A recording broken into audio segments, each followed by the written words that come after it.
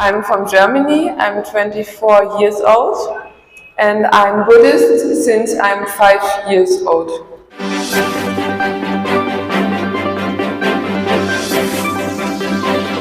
Julia, who is Julia? Anna from France, Anna from German and France. ऐसे सामने से डालिए। This is 5-colored flags of Dhamma. वो तो भाई एक सोलो में हाँ ठीक करना उसके बाद तीसरी चला गया उनको ये दे दो तीसरी हमारी जो उपासिका वो आई है उन्होंने आगे लूँगा उसका भी हम सम्मान करें। इनको दे दो हाँ इनको दे दो लो दे दो लो ये दे दो ये दे दो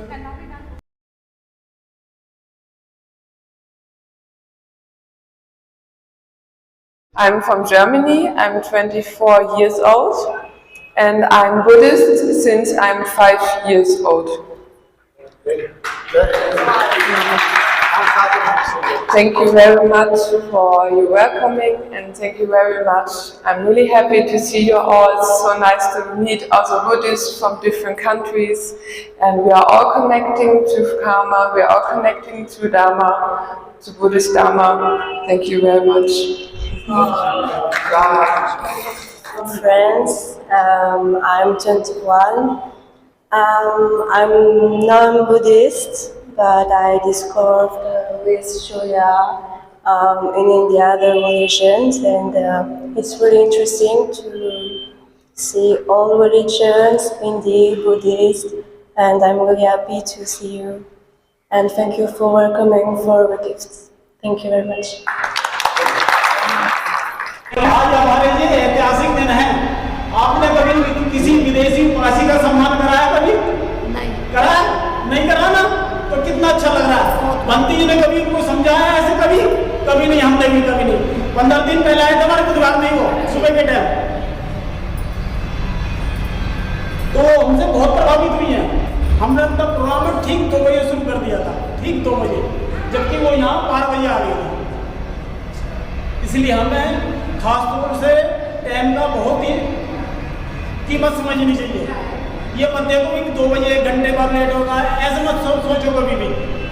जब बच्चे पेपर देने जाते हैं उसको पहले ही तैयार करते हैं, 2-3 घंटे पहले करते हैं या नहीं? जब ट्रेन पकड़नी हो या कहीं जाना हो जाते हैं नहीं? तो बुधवार आपका खाली पड़ा रहता है। यहाँ तक कि एक उपासक भी नहीं आती, बंदी खुद ही प्रेयर करते हैं। ये हमारे लिए कितनी शर्म की बात है। चौराहे पर बुधवार है हमारा, बुलाने की बात आओगे ऐसी बात नहीं, बिना बुलाए आओ तो जब भी बात बनेगी तो वरना नहीं बनेगी। साहब काशीराम जी ये कहते थे अंत में, सरकार बने ना बने, मंत्री बने ना बने, लेकिन समाज का ताना बाना बना रहना चाहिए। उठना बैठना खाना पीना ये सब कुछ चलता रहना चाहिए।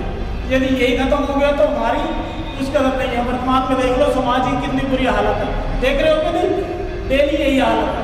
जो हमारे उपासक ने आपको बताई कहानी, उसी को इन्होंने भी पिछले साल ही दोहराया और उसका रिजल्ट क्या कर दिया? उसको छोड़ दिया उन्होंने। छोड़ दिया कि नहीं? अखबार में खूब आ रहा। तो हमारी स्वयं की कमी अपने समाज में, इसलिए बुधवार पे बिना है कि ही अपना आप आओ। संडे को कम से कम एक दिन तो आओ बुधवार पे। जो हमारे 2 बंदे जी हैं उन्हें हिंदी बहुत कम आती है, फिर भी वो बोल लेते हैं। एक त्रिपुरा के हैं बड़े वाले बंदे, छोटे बंगाल के हैं, दोनों नौजवान है। देख लो है या नहीं? हमें उनसे कुछ न कुछ सीखते रहना चाहिए। हमारे कमल उपासक जी हैं, अभी पिछली 15 जनवरी को उन्होंने अपने गांव के 1000 गज जगह में बुद्ध विहार समाज को दान कर दिया। ये कमल सिंह उपासक है, उपासिका रानी कमल, ये इनका लड़का है। ये सरदार समाज से हैं जो बाबा साहब के टाइम में बन गए थे, उन समाज से निकाल के लाया और गांव के 1000 गज जगह में बुद्ध विहार समाज को दान दिया है। 25 लाख तो उसमें लग चुके हैं, 2 लाख रुपये और लगेंगे। देख लो बोलिए। 2 बस गई थी, एक हमारे बुद्ध विहार से और इनके गांव से जा रहे थे फतेहपुर बेरीना। आप जानते हैं नहीं? आप भी गए थे। कितना अच्छा प्रोग्राम था, कम से कम 5000 लोग थे। खाने पीने को कोई कमी नहीं, बल्कि खाने फालतू बचा हुआ था। काफी मेला लग गया था। यानी मेरे भी टाइम में अब ये सोच रहे मैं वहाँ पे या बाबा साहब की जन्मदिन पे या भगवान बुद्ध के जन्मदिन पर मेरे टाइम में ये प्रोग्राम मैं शुरू कर दूँ जो चलता ही रहे हमेशा हर साल। यानी हमें अपने आमदनी से समाज के काम में दान देते रहना चाहिए। दान नहीं दोगे तो बच्चे स्थायी बिगाड़ देंगे हमारी आंखों के सामने, कुछ नहीं बचने वाला। नागवंशी जी है, इन्होंने कमल सिंह जी ने बुधवार बनाया, उसका नाम भी नागवंशी है, आदर्श बन गया है। अब नागवंशी क्यों है हम सब नागों की औलाद हैं। अब वो नाग को समझने में जो पाठ लेता है जिससे बहुत हो जाती है। हमारे पूर्वज सब नागवंशी थे और सारे ही बुद्ध धर्म के अनुयायी बुद्ध के उपासक थे। मैं धन्यवाद देना चाहूँगा विदेशी उपासक हमारे बीच में चलेगी, ये संदेश उपासकाओं आपका संदेश 7 समुद्र पार ले आए। आपने जो सुकर्म किया है इसकी ये 7 समुद्र तक जग गई। आपका सूचना नहीं है कि बुद्ध की धरती पे आपने विदेशी उपासकाओं का सम्मान किया। अगली बात जो मेरे से छूट गई मैं माफी चाहूँगा। हमारे बीच में देखो इन्होंने अपना नागवंशी चैनल चला रखा है, टीवी चैनल है ये। 15 जनवरी को मेरे साथ बस में थे, मैंने कहा अपना काम शुरू करो। हम इनका दिल की गहराइयों से धन्यवाद देते हैं और बहुत बड़ा कार्य समाज का ये कर रहे हैं। सभी राजाओं के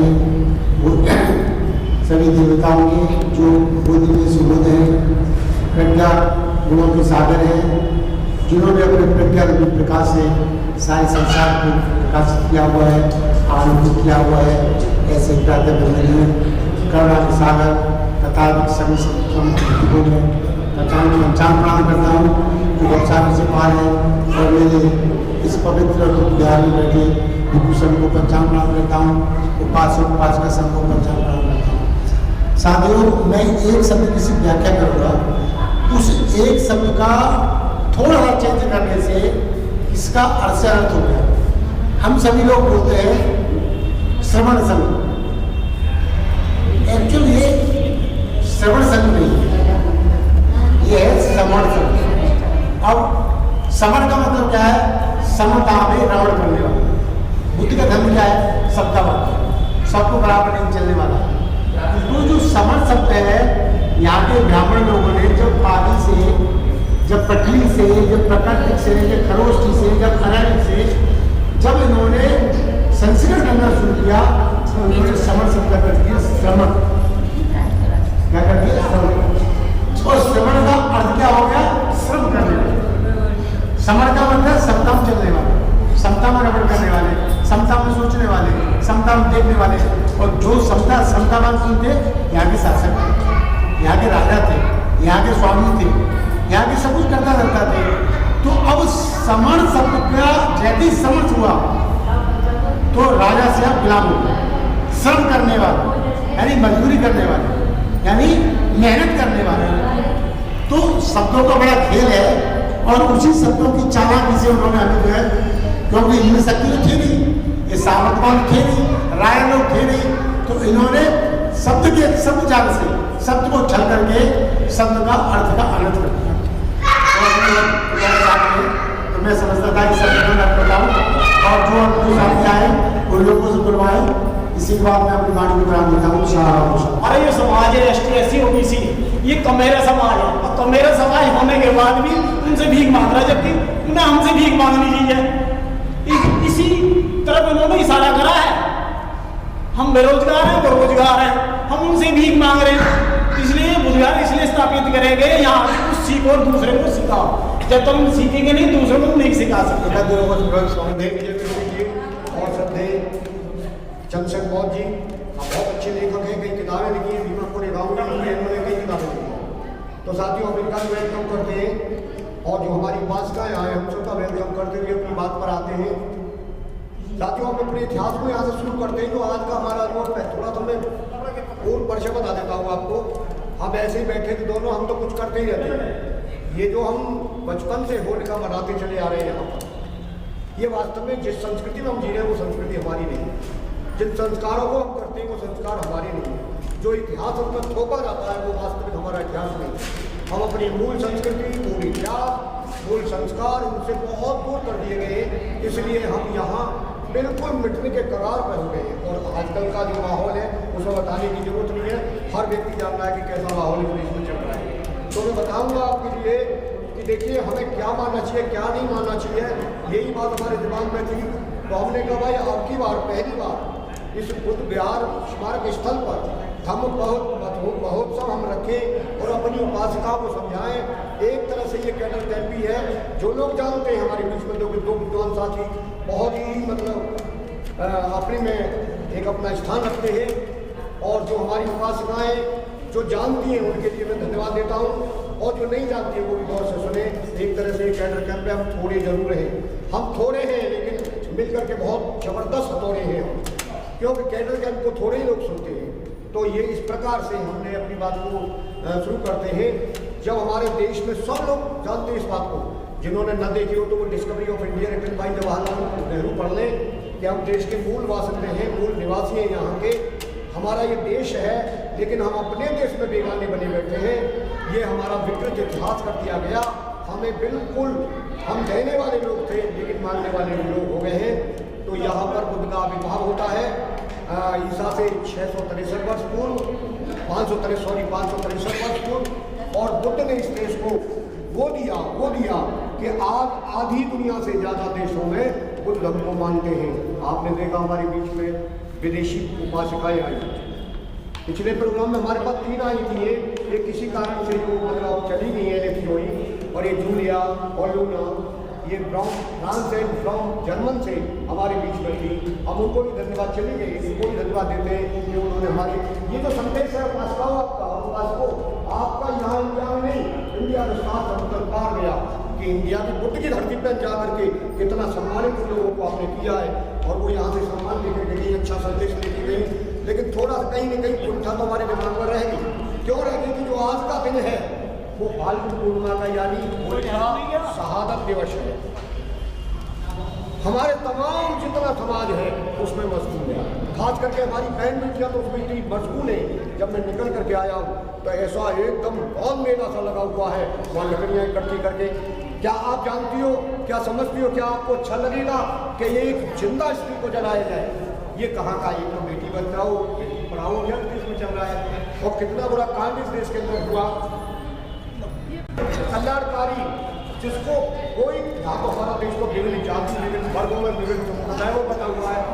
मैं यहाँ तक बात कहता हूँ कि भगवान बुद्ध के संदेशों को यदि पशु पक्षी भी पालन करते हैं और उसमें अग्रसर होते हैं तो वो अभी अपना जीवन सफल बना सकते हैं। मनुष्य की तो बात छोड़िए, तथागत बुद्ध के जो संदेश है वो बड़े ही प्रासंगिक हैं। तो साथियों, मैं फिर उस सब्जेक्ट पर आता हूँ, बहुत लंबा नहीं आपको बोलूँगा।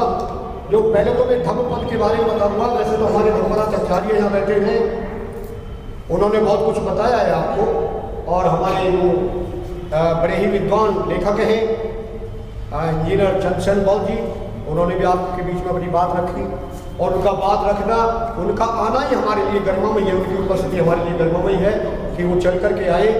और आज देखिए, एक बात से मन को ठीक जरूर होता है कि हमने व्हाट्सएप पर पूरा संदेश प्रसारित किया, और डोर टू डोर और फोन टू फोन हम जितना कर सकते थे हमने इसका प्रचार प्रसार किया।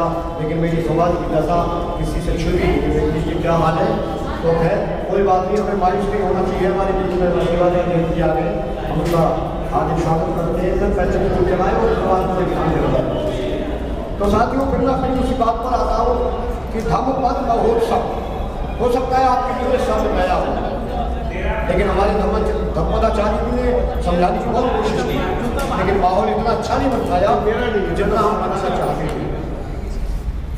तो पहले तो मैं इसका एक मिनट आपको बताना चाहूँगा आपको।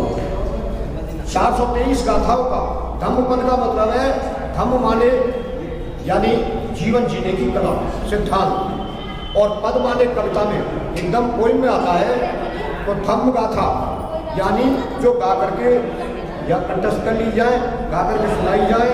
तो इस प्रकार से हमारा जो धम्म पद है, ये प्रेरणा हमें कहाँ से मिलती है? ये प्रेरणा मिलती है हमें चाइना से, जहाँ पर हुएन सिंह और जो भाईयान यात्री हमारे देश में आते हैं, उनका हमें शुक्रगुजार होना चाहिए।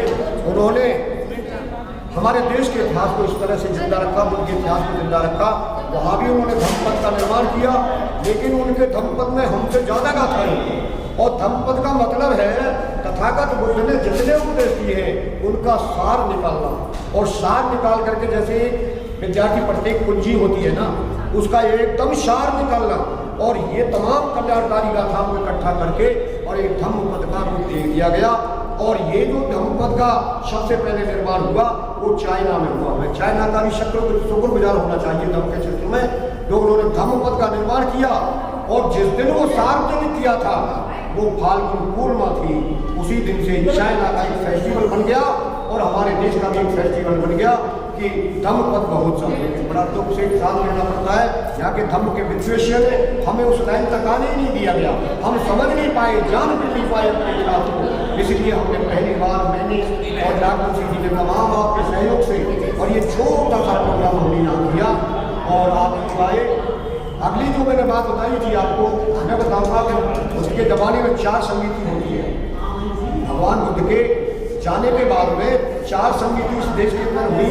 अगर मैं उनके नाम बताना शुरू कर दूँ तो पूरा लंबा हो जाएगा, लेकिन जो हमारा टारगेट है आपको उन विकृतियों से, उन विकृत था से हटाना है, उन विकृतियों से हटाना है।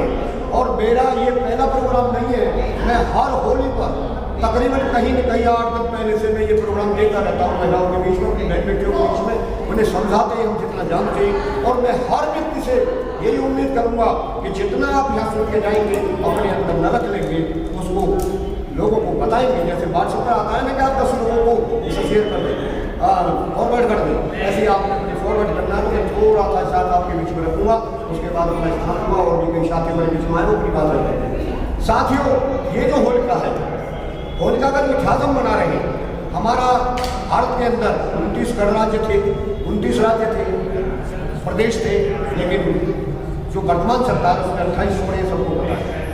और हमारा एक प्रदेश पड़ता है उत्तर प्रदेश, जहाँ की सबसे ज़्यादा आबादी है, सबसे बड़ा क्षेत्र है।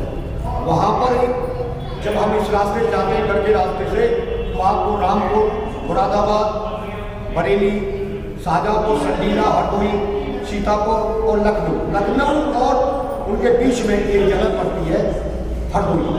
और हरदोई का एक नगर था प्राचीन, ज़्यादा पुरानी बात नहीं है, 800-900 साल पुरानी बात है, जब हिरण्यनगर नाम से जाना जाता था। वो हिरण्यनगर क्यों जाना जाता था कि वहाँ के जो राजा थे हिरणाक्ष और हिरण्याकश्यप 2 भाई थे और वहाँ शासन क्या करते थे। पहले तो आप अपने दिमाग से एक गुबार निकाल लें कि देखिए सोने के कलश में शराब भर करके और हम गफलत में हो जाएं कि सोने का घड़ा है तो इसमें सोना ही होगा, ऐसा नहीं है। धर्म का विद्वेष कुछ और नहीं कर सकते, तो ये धर्म का आवरण चढ़ा दिया था। धर्म है वहाँ तर्क नहीं कर सकते आप, जहाँ धर्म है वहाँ पर आपका वैज्ञानिक नहीं दे सकता। लोग इसमें मत करो, ये सत्य की कहानी है, इसमें आप पूरी नहीं उठा सकते। यही तो हमारी बेवकूफ़ी का कारण रहा। जितने वैज्ञानिक देश में हुए सारे नास्तिक हुए, जितने नास्तिक हैं वही वैज्ञानिक हुए देश के लिए। खैर विषय वस्तु लंबी हो जाएगी तो मैं आता हूँ फिर वहीं पर। तो ये जो ब्रह्मा विष्णु महेश थे, ये कोई अलौकिक शक्तिमान नहीं थे, ये हमारी तरह से ही आज के नेता थे। जो आज के नेता का नाम लेना नहीं चाहता उनका, जो आज हमारे देश में संपूर्ण कब्जा किए बैठे, ऐसे ही इन्होंने हमारी विरासत को संपूर्ण कब्जा किया। जो हमारी विरासत कब्जाते चले गए उनमें एक विरासत आती है हमारी हरदोई की। हरदोई नाम कैसे पड़ा, इससे हिरण्यनगर की विरासत आती है। तो वहाँ पर इन्होंने छल और प्रपंच धोखे थे।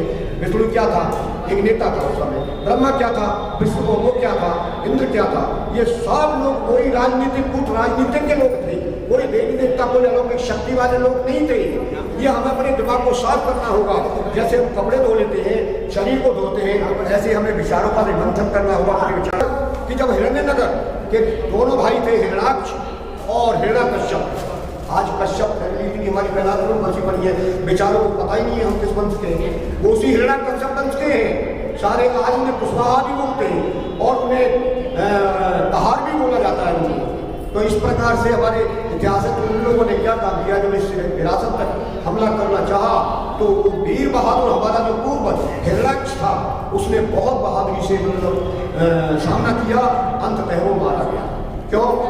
बचपन से सुनता आया हूँ कि लागू से जागू बहुत महत्वपूर्ण होता है, जागू से लागू ज़्यादा तेज होता है। हम जग रहे कितने जगेंगे, लेकिन लगने वाला हमारे साथ धोखा कर रहा तो कर बैठेगा। हकीकत ये हुई, हिरण्याक्ष मारा गया, हिरण्याकश्यप रह गया। पहले इस परिवार का परिचय बता दूँ। हिरण्याकश्यप की जो पत्नी थी उसका नाम था कियादु और उनकी जो बहन थी उसका नाम था सिंगिका उर्फ होली। थोड़ा गौर से सुनेंगे, बात ना करें बिल्कुल भी प्लीज, मैं ज़्यादा लंबा नहीं कहूँगा। तो सिंगिका नाम की वो राजकुमारी वीरांगना जो कुंवारी थी, वो हिरण्यकश्यप की बहन और हिरण्यकश्यप के साथ हर मैदान में बराबर का हिस्सा पार्टिसिपेट करा करती थी। बस फिर क्या था, इन लोगों ने क्या काम किया, हिरण्यकश्यप पे बार बार आक्रमण करना शुरू कर दिया, उनके क्षेत्र को दबाना शुरू कर दिया और अंततः जब फंस नहीं पड़ा हिरण्यकश्यप पर, तो इन्होंने एक षड्यंत्र रचा, क्योंकि इनके मुकाबले का षड्यंत्रकारी संसार में कोई व्यक्ति हो ही नहीं सकता। आज भी सारा षड्यंत्र के तहत हमारा देश बिल्कुल बर्बादी के कगार पर जा रहा है। तो इन्होंने षड्यंत्र रच के क्या काम किया, जो हिरण्यकश्यप का बेटा प्रहलाद था उसे अपने गुट में मिला लिया। कहानी तो बहुत कई तरह से लिखी है। इन्होंने तो यहाँ तक है कि आज हमारी जो माता थी उसका चरित्र हरण भी इन्होंने किया है। तो कहने का मतलब मैं थोड़ी सी कहानी उनकी बताता हूँ कि जब इन्होंने क्या काम किया, प्रहलाद को अपने आप में नशेड़ी भगेड़ी, जैसे शिव को बना डाला मूल निवासी से जहाँ भगेड़ी नशेड़ी चर्सी गांजा सब कुछ बना दिया। बस क्या था, फिर आपने बहुत समझाया, बहन ने बुआ ने बहुत समझाया, माँ ने बहुत समझाया, लेकिन इसको नशेड़ी इसको समझ नहीं पाता है। आखिरकार सबने अपने रास्ते से बाहर कर दिया और जाकर के उन भगेड़ियों में ही वो रहने लगा, भगेड़ियों की संस्कृति को मानने लगा। उन लोगों ने क्या काम किया, किसी के घर को आज भी कहावत सुनी होगी, किसी का घर को बर्बाद करना है ना तो उसकी औलाद को बर्बाद कर दो, उसकी औलाद को बर्बाद कर दो। हकीकत यही हुआ और आखिरकार यही फूल फाल्गुन पूर्णिमा का दिन आ गया। इसमें कई त्योहार हमारे समाहित थे। इसी दिन भगवान तथागत बुद्ध ने आनंद को और राहुल को प्रवृत्तियाँ दी थी और वो कपिल वस्तु में बता रहे थे, हमारे बोला जाए बता रहे थे उस समय, ठीक है जी। तो इस प्रकार से उन्होंने क्या काम किया कि मैं बता रहा था उसको पूरी तरह से उन्होंने कब्जे में कर लिया और यही फाल्गुन पूर्णिमा आ गई। लेकिन माँ की ममता बड़ी अपार हो गई है। बड़ा गौर से सुने बात की, माँ चुपके से क्या करती थी, उनको भोजन पहुँचा देती थी अपने चुपके के लिए। उस दिन उसने क्या काम किया, शिक्षिका का विवाह भी तय हो गया था इस दिन। अगले दिन उसने जाना था अपनी ससुराल, तो उसने कहा भाभी मैं अपने भतीजे से मिलना चाहती हूँ।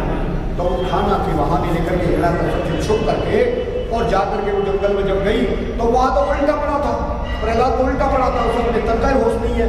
बस वहाँ साथ वही जिनके चरणों में हम आज भी हम छूटते हैं, बच्चे की शादी करते हैं, गणेश का सिंबल लगाते हैं, हम मकान बनवाते हैं, उनके बगैर बनवा नहीं सकते, हम क्या करते हैं उनके बगैर कुछ कर ही नहीं सकते, मुहूर्त सब उनसे दिखाते हैं। और क्या मरते हो, जब मुहूर्त है पैदा हुए थे, जब मुहूर्त देखा था पूरे जीवन मुहूर्त के पीछे भागते हैं। मुझे कोई डर नहीं है किसी बात का, मेरी हत्या आज हो अभी हो जाए, लेकिन मैं फिर भी कहूँगा कि मानव जाति का जो भयंकर जीवाणु है ना, वायरस है, वो है जिसे आप घर में बुलाते हैं, जैसे नामकरण बुलाते हैं। मेरी बात समझ में आ गई।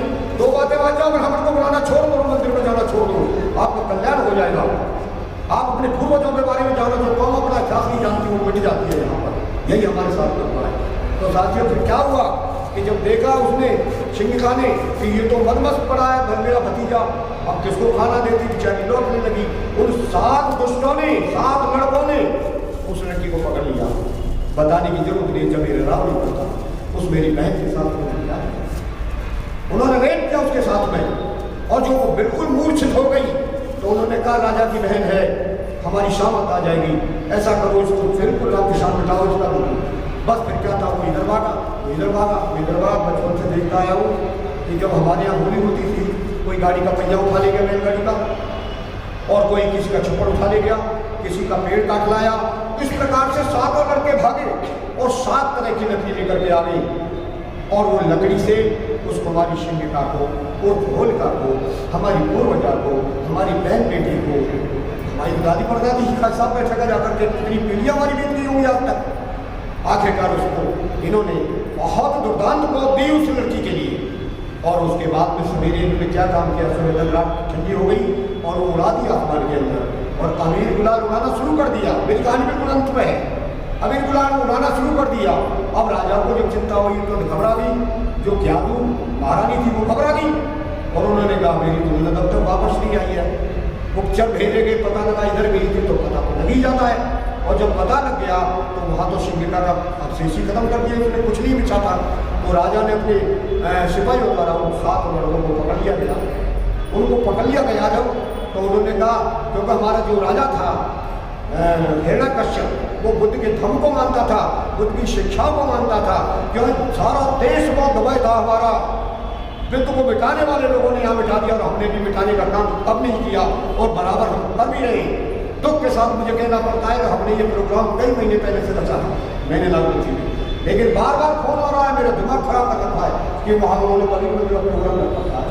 और उस दिन मेरे भाइयों ने भी इतनी बड़ी बात की कि नहीं 14 अप्रैल को ही प्रोग्राम रखेंगे, 14 अप्रैल को ही वो प्रोग्राम रखेंगे। मैं कह रहा हूँ अम्बेडकर जयंती मनाई नहीं रहा, मैं विरोध कर रहा हूँ, वो जमीन जयंती मनाते हैं और कुछ नहीं कर रहे। अरे जब तुम मना ही रहे हो, प्रोग्राम को फेल करने में तुले हो, तो मुझे फोन बार बार क्यों कर रहे हो? मैं तो परेशान हो गया। है मैं सब्जेक्ट पा जाता हूँ, बिल्कुल समापन पर जा रहे हूँ। हकीकत क्या हुआ, राजा ने उनको पकड़ लिया, लेकिन राजा की खुद के धम में ये नीति नहीं है किसी को, तो वो पहला ही है अनाथ पाता भैरवनी शक्ता समाज। मैं प्राणी हिंसा नहीं करूँगा, मौत की सजा नहीं दे सकता था हिरण्यकश्यप। उनने कहा इनको ऐसी सजा दूंगा जो इनकी पीढ़ी याद करेंगे। बस उसने अपने लोगों को बुलाया, उनको पकड़वा लिया, और ये जो माथा है ना, ये तलवार से ऐसे चीर डाला, ऐसे आपने देखा ना तिलक लगा होता है, गुलाल यहाँ से ऐसे लगाते हैं, काला तिलक मुँह करते, ये लगा डाला और लिख दिया उनके माथे पे अबीर। अबीर का मतलब है ये कायर है, ये नालायक है। 7 लोगों ने एक लड़की को बर्बाद किया है, जो वीर नहीं है, जो वीर नहीं है, जो वीर नहीं वो अभी। हाँ, अब किसी के आगे आप ए लगा दो, वीर के आगे ए लगा दो, अबीर बन गया। और अबीर का मतलब है कायर, वो वीर नहीं है बिल्कुल। जिन्होंने एक लड़की को, तो उन्होंने कहा और इनको गधे में बिठाया हिरण्यकश्यप ने, और पूरे नगर में अच्छी तरह से घुमाया। बस फिर क्या था, ये परंपरा वहां पर चली। अगले दिन जब पता लगा, उनके ससुराल में पता लगना ही था, तो जो उसका हस्बैंड बनने वाला था, पूरा इतिहास में मिलता कहाँ है। हमारे तो गले से माला तोड़कर जैसे फेंक दी गई है इतिहास की, और हमें एक एक कड़ी, जैसे एक पन्ने को फाड़ दिया जाता है ना, हजारों टुकड़े, तो हम उस टुकड़े को इकट्ठा कर करके अपना पन्ना बनाते, उस इतिहास को खोजते। हमारा सारा इतिहास तार्किक शक्ति पर टिका हुआ है। अगर हम खोजेंगे, कभी सामने कहा है जिन खो जाते पाइया गहरे पानी पे हो बपरा पूरन डला रहा किनारे में। जब तक हम खोजेंगे नहीं, हमें अपना इतिहास मिलेगा ही नहीं। कितने लोग हैं जो अपने घर में लाइब्रेरी चलाते हैं? आपके घर में छोटी से छोटी लाइब्रेरी होनी चाहिए, अपने घर में अपना साहित्य होना चाहिए, हर घर में संविधान होना चाहिए, धम्मपद होना चाहिए, भगवान बुद्ध का दम होना चाहिए, महात्मा ज्योतिबा फूले होना चाहिए, सावित्री बाई होनी चाहिए, बिरसा मुंडा होना चाहिए, नारायण गुरु होना चाहिए, मानवर काशीराम साहब होने चाहिए, बाबा साहब अम्बेडकर तथागत बुद्ध होने चाहिए।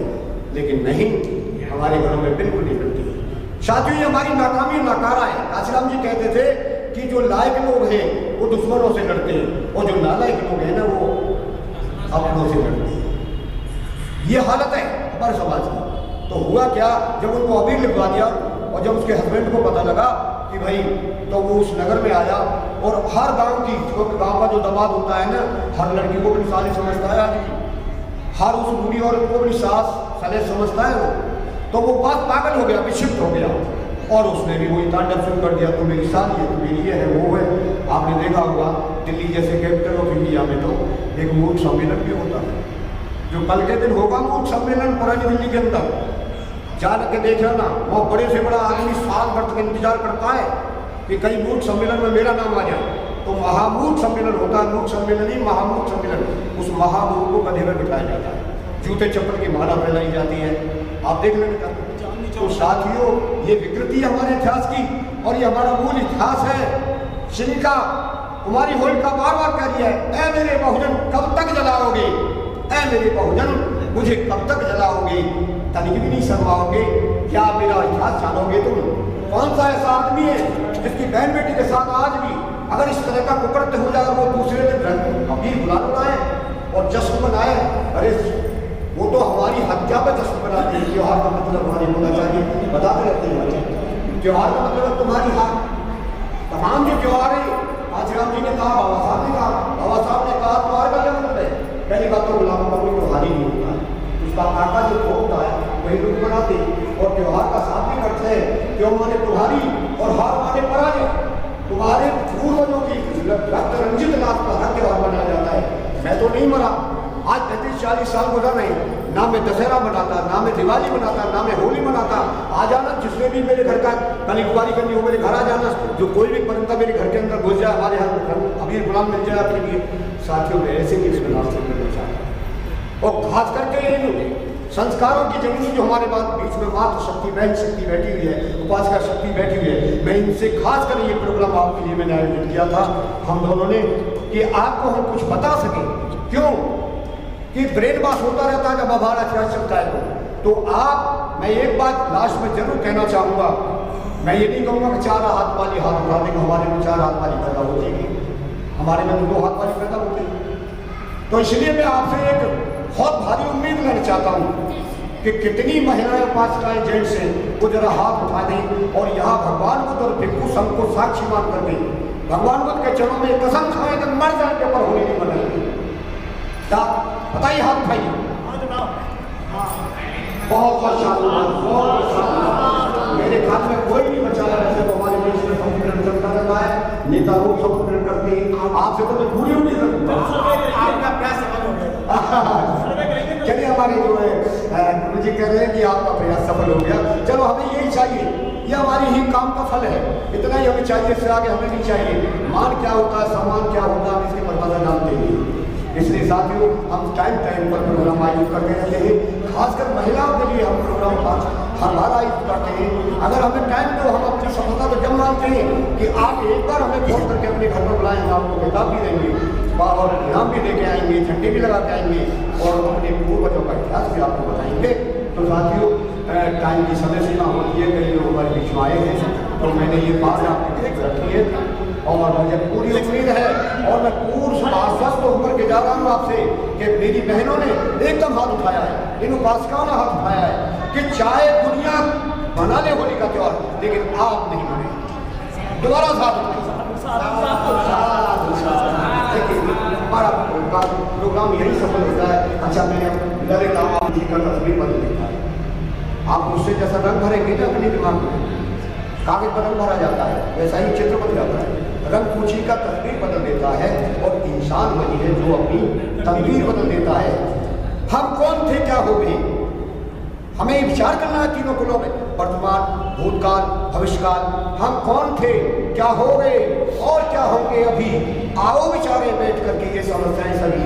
साथियों, कौन, कहाँ, कैसे, अगर ये प्रश्न हमारे बीच में नहीं है तो हमारा जिंदा दिली का कोई प्रमाण नहीं है, हम बिल्कुल जिंदे नहीं है। हमें हर बात को बड़ी सोच समझ करके करना चाहिए। सभी का मैं आभार व्यक्त करते हुए नमो बुद्धाय, जय भीम।